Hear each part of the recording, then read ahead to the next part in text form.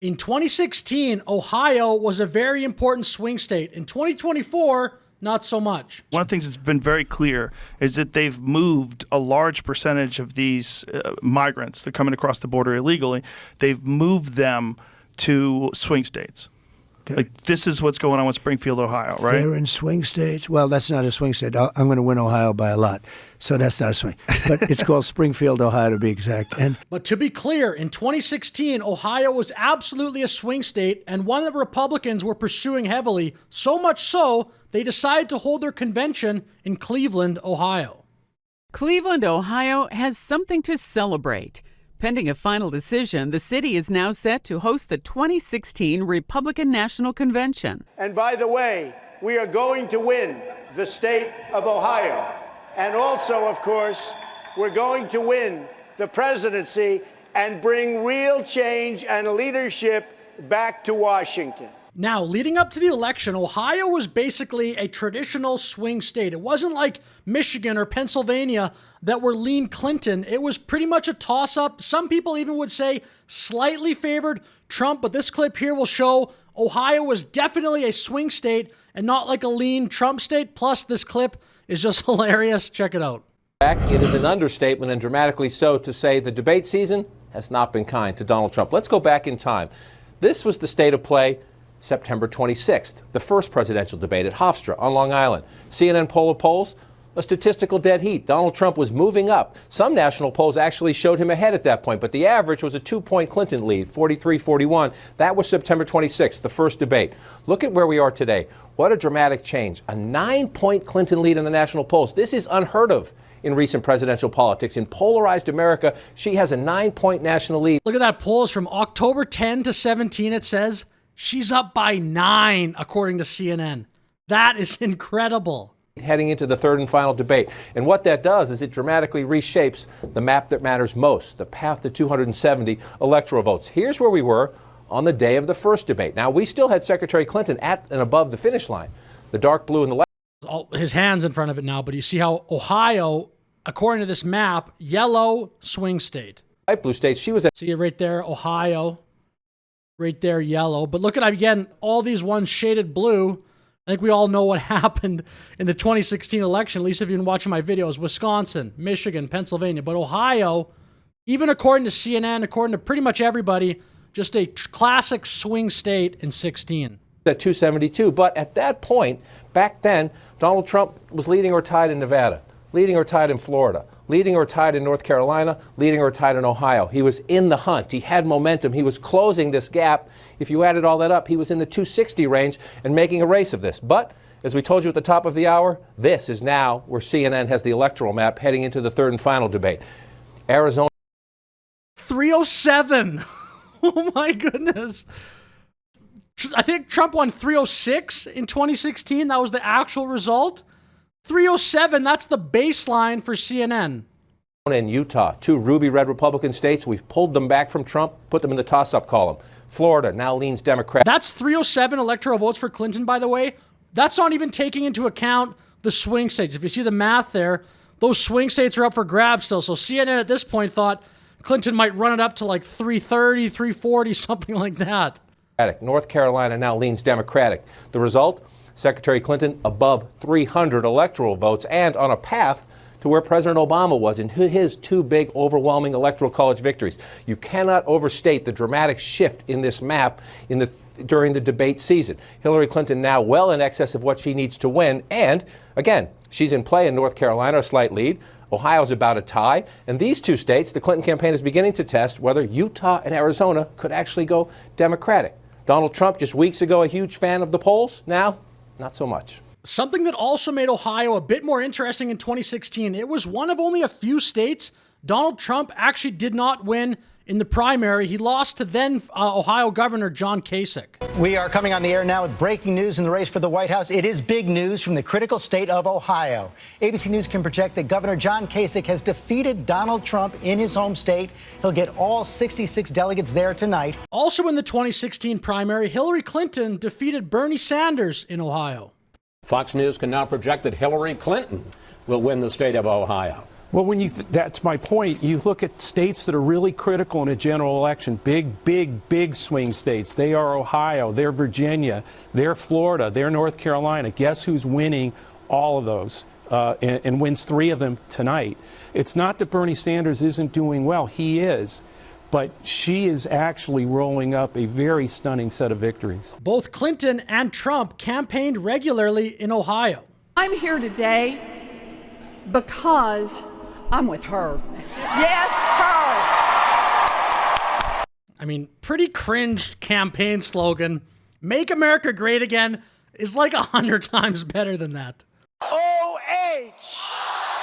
Okay, so how did Ohio go on election night itself? On 54% share of the vote to Clinton's 42% share of the vote, he has, in other words, on this projection, taken one of those key battleground states, landing him 18 electoral college votes. We're going to toss it back to Judy and Hari because we've got some news. All right, sorry to interrupt, but we do have a call to make in the all-important state of Ohio, and that is Donald Trump is projected the winner. We have a new projection. The state of Ohio, NBC News projects when the votes are counted, Ohio will go to Donald Trump. Close for comfort for Clinton. Look, the Clinton campaign bragged about these firewalls and these okay, well, let's see if you have one. I think we underestimated the turnout in rural areas. That is extraordinary that is going on. Conventional politics ain't in play anymore. And there is the state of Ohio. CBS News is projecting that once all the votes are counted, Donald Trump will win Ohio. Now, this keeps his hopes alive. Ohio was a very important state for him to win. Trump projected to win the state of Ohio, and it's 18 electoral votes there. And David, we see a big gender gap in that state. Wow, let's dive into these demographics, George, because this is really fascinating in Ohio, which, of course, was a must-win for Donald Trump, and he's now pulled that off tonight. No Republican wins the White House without Ohio. And one more thing I wanted to show you is when you do the education breakdown, the voters without college degrees, 55% to 45% with a college degree, which gets back to this discussion we've been having about economic opportunity in this country, not matching those with college degrees and trying to level the playing field. The Republicans for years won the college-educated vote as soon as it started to switch a little bit, and Democrats were just like slight favorites in college-educated voters. These media organizations just hopped onto that so quick. If you were to watch politics for the last 10 years, you would think Democrats have basically always won the college-educated vote, and by a ton. Whatever happens tonight, Donald Trump has astonished the country. We are back. We have a major call coming out of the vote. We'll try to get it up there, and it is Ohio. Donald Trump, the projected winner. We have a major projection right now. Donald Trump will take Ohio. 164 now for Trump, 109 for Clinton. He's heading in the right direction. Donald Trump was obviously the higher risk choice, an authoritarian figure, very close to Russia, and with ominous consequences for the NATO alliance. It just seemed too dangerous. And you imagined, I think a lot of people who have ideas about how voters behave imagined the voters would flinch from the high-risk alternative. They may yet do that, but for now, a lot of Trump derangement syndrome. A lot of people have embraced the high-risk alternative as they did in Brexit, and Brexit isn't going too well. All right, Danielle, back to you. The reality is that if you had looking at the Dow futures and they're down 550 points, back in 2008 when we were in the midst of our Great Recession, we saw those same numbers. So the idea that comparing this to the Great Recession, these networks, some of them went wild with this Dow futures thing like they're financial experts on this night. The market the day after on November 9th was up. The Great Recession in 2008.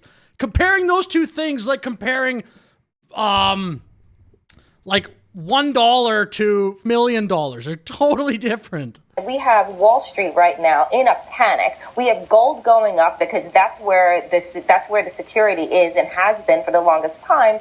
Like, we knew the possibility of what a Trump presidency could look like. The problem with the low, undereducated, white Rust Belt folks that were coming out and oh my gosh, let's go, going hard for Trump is that their jobs were never going to come back, but they fell for the rope-a-dope. which is exactly what happened. I wrote this months ago in talking about the comparisons between Trump and... Yeah, she wrote this months ago, guys. Wow.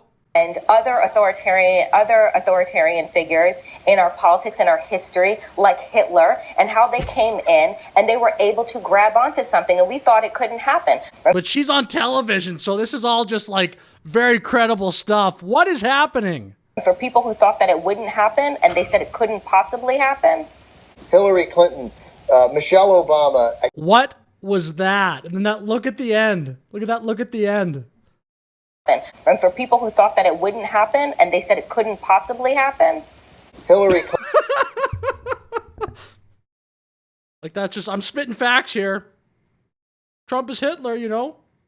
And now we get to the holy grail of 2016 election meltdown streams, the Young Turks. Let's take a look. Hillary Clinton, Michelle Obama, I think I'm correct, and Joe Biden. I think all 5 of them went to Michigan in the last 4 days.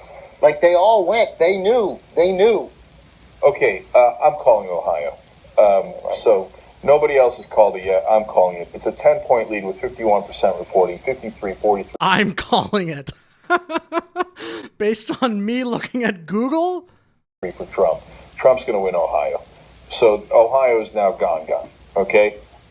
So that's, okay, don't panic over that. He was supposed to win Ohio. He wasn't supposed to win it by 10. So that you should panic. He probably won't win it by 10. Probably, but the fact that he's got a 10-point lead with 51% reporting. Okay, here, that's another thing. If you told me, hey, Cenk, it's 9:51 Eastern, Trump is winning by 10 points in Ohio with 51% reporting, I would have said, ah! Okay, not because you're going to lose Ohio. You expect to lose Ohio, but not good numbers if you want to hang on to Pennsylvania, Michigan, and the states around there. Okay, we've got to take a quick 2-minute break here. He's kind of spitting facts there. I find Cenk entertaining. His takes are like, a lot of them are terrible. But he yells and stuff. I do find him good at television. But 95% in Florida, he's got a 1.5-point lead. 90% in Virginia, and it's about tied. North Carolina, he's got a 2.4% lead. And as we go to the break here, New York Times has the chance of Donald Trump winning the presidency at 59%.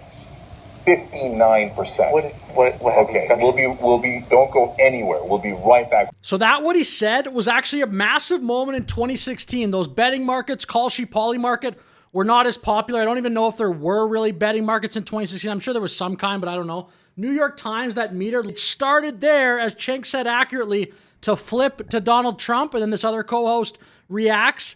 That was a massive moment in 16. The quickness of the Ohio call was disturbing. Not so much that we lost Ohio. That was always a real possibility, but that it came so quick. The first brink you felt yourself on. It certainly was not a very good trend at that point for Clinton, and I think we all know what happened later in the night. Sorry to keep you waiting. Complicated business. Complicated. So with that said, I'll finish the video here. Shout out to the MAGA Truth channel. I'll use their videos, or their video towards the end there for those Ohio reactions. If you'll notice, I skipped over moment number 4, and that's because I believe it was from RT America, or maybe just RT, but I don't know the exact story here, but I think RT America closed down following when Russia went into Ukraine in 2021. So I don't know the exact policy now with regard to Russia-Ukraine, but the video is from over 7 years ago. But that's just like, if you're wondering why, if you notice that it went from like moment 5 to moment number 3 there on the screen, that's why. But anyway, yeah, with that said, thank you very much for watching. Like and subscribe, leave a comment. I will see you in the next video. Have a great day.